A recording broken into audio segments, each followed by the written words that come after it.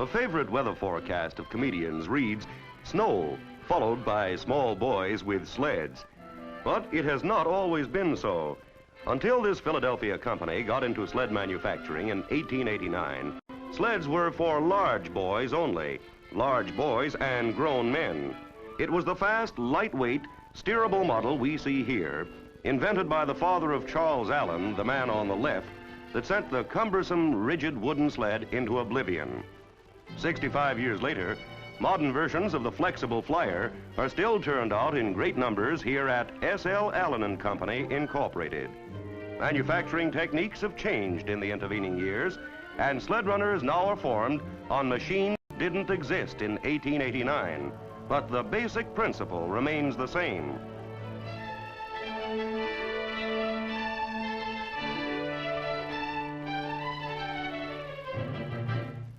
This sounds like a very happy business, making devices that bring so much innocent pleasure to children. And it is a happy company. But even more heartwarming is the reason why flexible flyers were put into production in the first place. Until 1889, the company had manufactured only farm machinery. Sleds were added to eliminate seasonal unemployment during the slack season for the company's primary product. Even today, manufacture of farm equipment like these 2.5 horsepower miniature tractors begins around the first of the year and pretty well tapers off by summer. But does that mean a prolonged layoff each year for employees in the plant? No, not since Sam Allen introduced diversification in the form of sleds. Now, when these men finish one production run, they start immediately on another, right in the same factory. After the year's orders for tractors have been filled or stockpiled, they'll turn perhaps to hand seeders, their very first product, and one that's still going strong.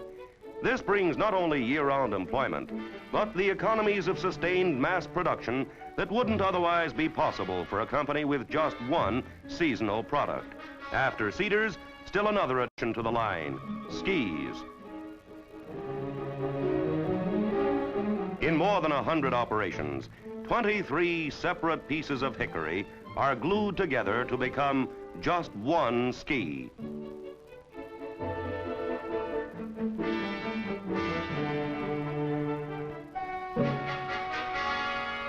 When the glued wood segments have been set in place, the press is closed, forcing the pieces together and giving them uniform ski shape.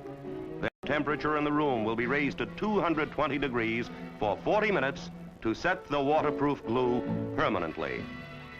There are 300 people working here today, and while no one can guarantee it, chances are very good they'll still be busy 3 months, 6 months, 9 months, or a year from now, taking home steady paychecks, not just because they thought it would be nice, but because old Sam Allen took the first steps toward bringing it about in a practical manner.